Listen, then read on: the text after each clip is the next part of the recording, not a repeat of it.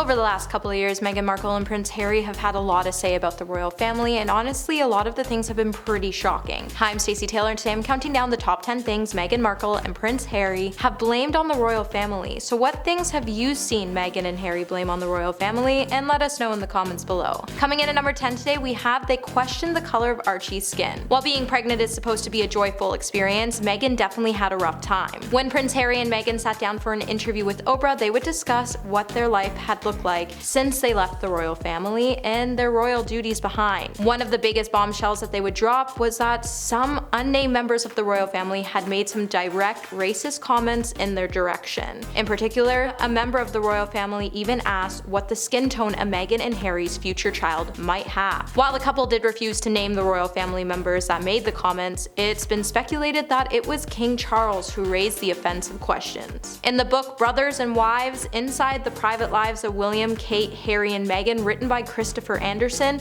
it would expose that it was actually King Charles and Camilla who were discussing the couple when Charles reportedly asked, "I wonder what the children will look like." And Camilla, being somewhat taken back by the question, she would respond by saying, "Absolutely gorgeous, I'm certain." And then Charles would then lower his voice to clarify his question by saying, "I mean, what do you think the children's complexion might be?" While Charles has continued to deny that he made the comments, he would even have a spokesperson label the book as fiction, with Harry stating that the comment was not made by the Queen or Prince Philip. It only leaves a few other senior royals who could have actually made the comments. Number 9. Sold stories to the press. In Volume 2 of Harry and Meghan's Netflix docu-series, Harry didn't hold anything back when he dived deep into the challenges and complications that he and Meghan had to face while they were working as senior royals, with Harry claiming that the palace insiders were knowingly leaking stories about him and Meghan to the press. This is when Meghan and Harry would begin their plans on relocating outside of England. While the couple finally came to the decision to move to Canada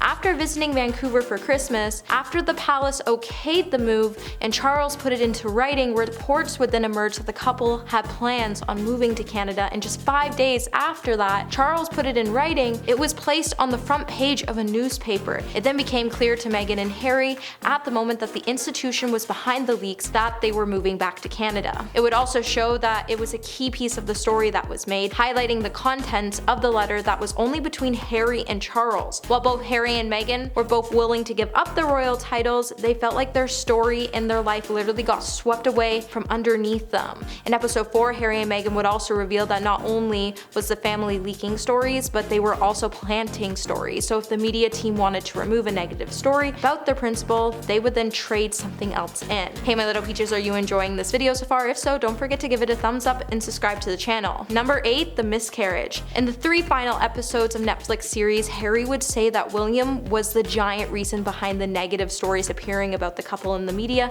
and he planted the stories that were playing across the headlines. Harry would then go on to say that he believes that the negative stories that the family planted on Meghan led to her miscarriage. Harry would then say it's a dirty game. There's leaking, but there's also planting of stories. So if the communications team wants to be able to remove a negative story about their principal, they will trade it and give you something about someone else's principal. While Meghan's mental health was deteriorating due to the stories would also have Meghan so stressed that she wasn't sleeping. So on the morning that she and Harry moved into their new home, she would find out that she miscarried her child. Harry would then add, "I believe my wife suffered a miscarriage because of what the mail did," which referenced an article posted in 2019 that was leaked by the royal family. The Daily Mail would publish an article that leaked the contents of a letter that Meghan had sent her father. Harry would then say, "Now, do we absolutely know the miscarriage was caused by that? Of course we don't, but bearing in mind the stress that caused lack of sleep, the timing of her pregnancy, how many weeks she was in, I can say from what I saw that the miscarriage was created by what they were trying to do to her." Number 7. Racism. In the multi-part documentary,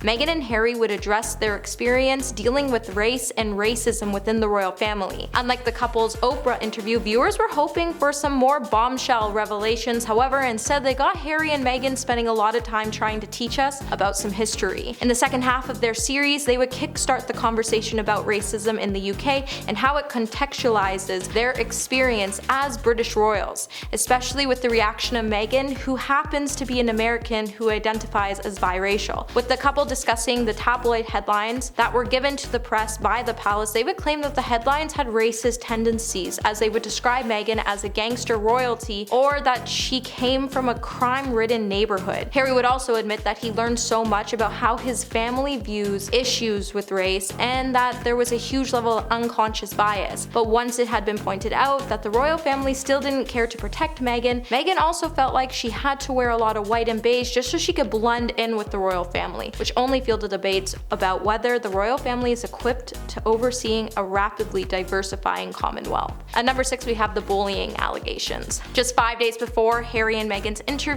with Oprah, the palace would claim that they were opening an investigation into bullying allegations against Meghan. In the couple's documentary, the executive director of Harry and Meghan's Archie Foundation gave insight into the series of events and claimed it was calculated to work against the couple. Speaking on the timing of the two occurrences, Harry would then add, "I can't think what my mom went through all those years ago by herself. To see the institution gaslighting what happens is extraordinary. And that's why everything that happened to us was always going to happen to us, because if you speak the truth to power, that's how they respond." Harry and Meghan only brought their truth forward because they wanted to fill in the blanks on what other people were filling in for them. The couple would then claim that they were never rude, nor would they ever bully anyone, especially since Harry had to witness his mom being bullied by the press and the family for years before her passing. While the move for the palace to say Meghan was a bully seemed pretty tactical, it's kinda hard to believe that the palace bullied them, as royal staff members would come out to explain their stories and they ultimately decided to quit their roles at the palace so they wouldn't have to deal with Meghan and Harry again. And number 5, Kate made Meghan cry.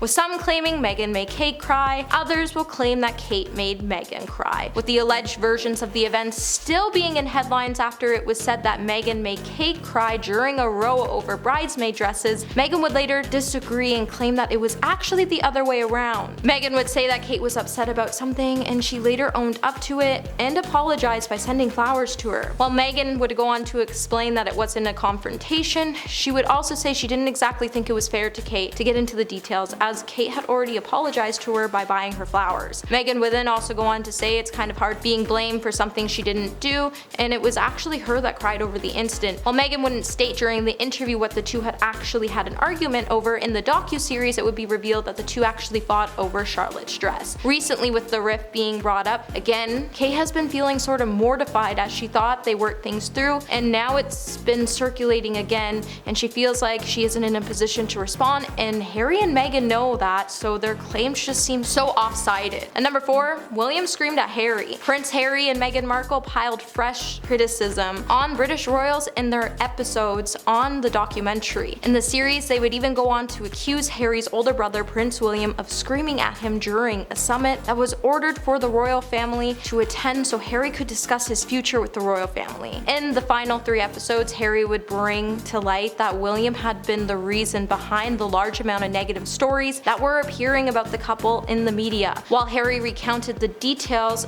of the crisis summit held at the estate 2 months before him and Meghan made the final decision to leave the family, he would attend the meeting alongside the Queen, Charles, and William. Harry would even go on to say that it was terrifying to have his brother scream at him and shout at him. Harry would also note that throughout the whole meeting, his father just sat there saying things that weren't true, and Queen Elizabeth just sat there quiet and let it all go down. While Harry didn't say exactly what was said, the fact that Queen Elizabeth just sat there quiet could mean that Harry overstepped his boundaries and William and Charles were just putting him in his place to defend and support the Queen. So without knowing all the facts, it's really hard to say if William was really out of line here. And number 3, lies of protection. Shortly after Meghan and Harry decided to leave the royal family because of their relationship with William, a story would come out to say that part of the reason behind why Meghan and Harry were leaving the family is because William had bullied them out. While Harry admitted he was then made aware of the joint statement that had been issued by Kensington Palace with his and William's name on it, squashing and denying the report, Harry said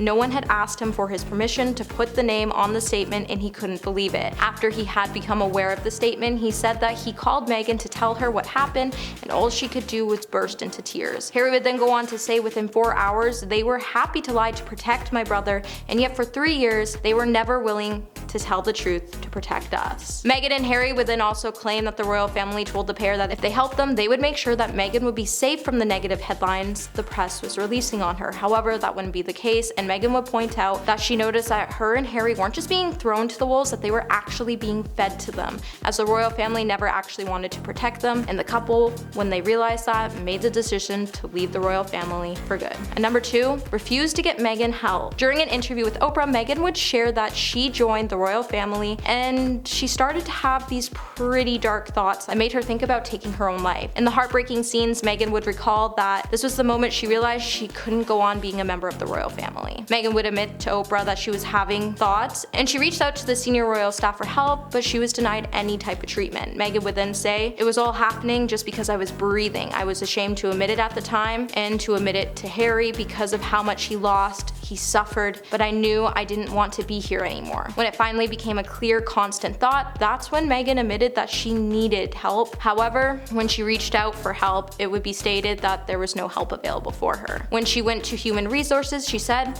"I need help. In my old job, there was a union that protected me. They said my heart goes out to you, but you're not a paid employee of the institution." Meghan would then reveal that she was having these dark thoughts, and the only one who helped her was actually one of Princess Diana's friends. And at number 1 today, we have the palace took Meghan's passport and keys. When Meghan joined the royal family, she had to give up several personal items after marrying into the British royal family. When Meghan opened up about how she was feeling unsupported when she reached out to get help after she had struggles with her mental health, she then was feeling really ashamed to admit it, and she had a problem because it was scary to know that she was having these constant thoughts that were about her taking her own life. While the star said that she wanted to go somewhere, she was unable to do so. She couldn't just call an Uber to the palace, and when she joined the royal family, that would be the last time she saw her passport, driver's license, and keys, as she had to hand them over. Now, royal experts have shared why the palace may have done this. It's actually been proven that it's a pretty logical reason why it was most likely done. When Meghan had to hand over her driver's license, it would have been done under the security rules, as if she went out driving by herself, she wouldn't be protected. Her other documents would have been taken and kept in a safe to ensure that important documentation wouldn't be misplaced and that it would have been available if she needed it. So if she needed any of these items, all she had to do was ask for them and they would have given them to her. Well, that's it for this video, my little peaches. Until the next one, remember to stay juicy.